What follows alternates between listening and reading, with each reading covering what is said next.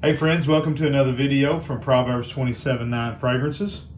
John here, and today I'm going to be doing an unboxing and first impression of a fragrance that I have been wanting to get for a couple of years now, and just found a good opportunity the other day, and so I went up and snatched not just one bottle, but actually two. All right, if you would go ahead and make sure you have the subscribe button smashed, notifications turned on. That way you're notified every time we upload that sweet smelling, savory fragrance related content. So if you are familiar with my channel, you know that Dior is one of my favorite perfume houses. Started off with the regular Sauvage Eau de Toilette, and to this day is still my wife's favorite and really only cologne that she likes to smell on me, as crazy as that is. But not after, soon after that I got I think it's 2017 Dior Homme. Then I picked up the original of what we're going to be looking at today, and that is Dior Eau Sauvage. Wound up with a bottle of Dior Homme Intense that was absolutely fantastic. Wound up with a bottle of Dior Eau Sauvage Parfum, and I'm trying to think if I've had any other Diors. Have Dune. Wound up at a Christmas time selling my Eau Sauvage Parfum as well as my Dior Homme Intense. And boy, I tell you, I have kicked myself over both of those several times, but you know what? Life happens to all of us. It was Christmas and was needing some money, and those were two of my most sought after things in my collection, and so I wound up parting ways with both of them. But this one here is one I've been really interested in. To be honest with you, I love this one. This is one of my all-time favorite fragrances. The citrusy top to this one is, to me, I don't know that I've ever smelled a better citrus opening than what you smell here. And then it has that soapy, clean, classy, gentleman's vibe to it that I absolutely love. It has all the great things about soapy, citrusy fougere fragrance without any of the negatives. It doesn't have any of the, the greenness never gets too green and funky, Now, maybe the older versions did, and I think I would probably prefer the new formulation to an older one if it went that funky direction with the oat moss. I love it.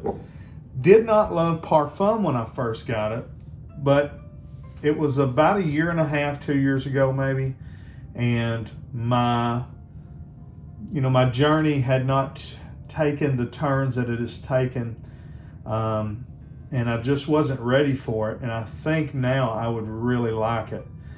So I'll probably wind up getting a bottle of it, but I found a good deal on this for, I think it was a Memorial Day deal from Aura Fragrance. They had some of this pop up in stock, and I went ahead and grabbed two. I'm going to open one.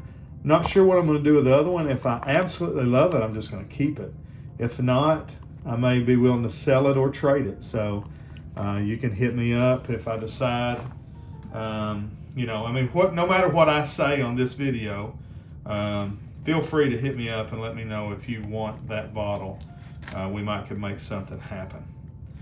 All right, so let me go ahead and get, and one of the nice things about Dior is that they got this little sticker on the top. So even the cellophane is nicer than most designer brands. But we'll go ahead and get this cellophane off of here. And I didn't do it. I meant to grab my Eau Sauvage EDT box to show you that the presentation are pretty much identical. I think maybe just the band here is silver on the Eau Sauvage EDT box instead of black. But it is kind of a, what kind of print is that? Just a diamond print. Can you see that?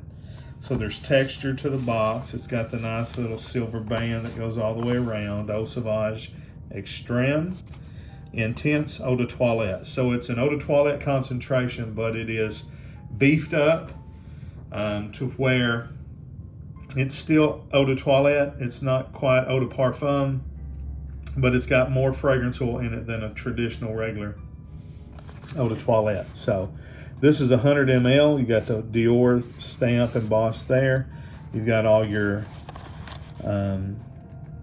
ingredients and barcode and batch code and everything on the bottom. This batch code is 1K01 right there. Just a little house information at the bottom on the side. Nothing on this side. Nothing stamped at the top. We'll go ahead and give it an opening here. You've got your just little secondary, keep it in place. And then here is the bottle for Extreme. And I really like the bottles.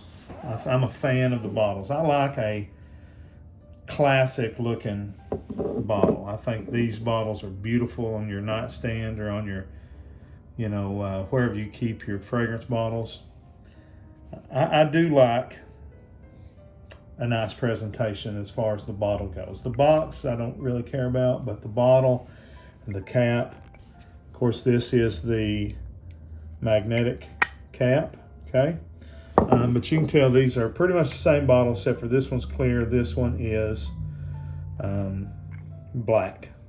The juice is not black, it is the bottle. And it looks like black glass. I don't think it's painted, okay? Again, the only difference in the band is it's black inside here. All right, so let's do it. Let's give it a spray. And not sure why it sprayed immediately. It wasn't open anywhere, but okay. Oh yeah.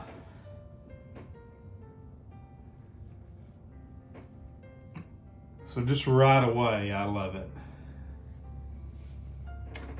Okay, so my problem with the Parfum was that it departed too much from this. What I love about Eau Sauvage is the bright citruses. And in the Parfum, and it may have just been my nose at the time, it may have been back when I had just gotten COVID for the first time and I couldn't smell, but I couldn't smell any much of that top citrusy blast of, lemon and bergamot and just the juicy nature, the florals, the jasmine and all that. I didn't get any of that. With this, you get it, it's still there, but the vetiver and the herbs are increased. So this is a little spicier, a little more herbal, a little more woody on the top. So it truly is kind of an extreme version where I felt like Parfum was just kind of a different fragrance. It wasn't this one tweaked as much as it was just taken in a totally different direction. This, you still smell the DNA, but it's toned down and there's a lot more. So kind of to me, what it makes me think of is, like day and night. Like this is the daytime version, this is the nighttime version. This is the spring and summertime version, this is the fall and winter version. But don't lock it into that, because I wear this one in the wintertime sometimes. And I know this one I could wear. It's not too dark and resinous to wear in the heat. In fact, it's got just enough of that bright citrus in the opening to be able to still wear in the summertime. All right, what I'm going to do is this bottle deserves its own full review. Just I'm going to kind of leave it there at a first impression. I'll come back and do a full review of this later on and tell you how it dries down and transitions and all that. I'm going to wear it this whole week. I'm going to wear it every day and just really get to know it and understand it, and then come back and do another video telling you if it transitioned, what it did, how long it lasted, give you the full ramifications, because this is one of them that is love at first smell. So I'm not saying I won't part with that box. If there's someone out there that wants to get it, you can message me. I've got an eBay store. Dillinger Designer Decants is still the name of it. I'm trying to change it over to Proverbs 27:9 fragrances, so it might be listed under either or.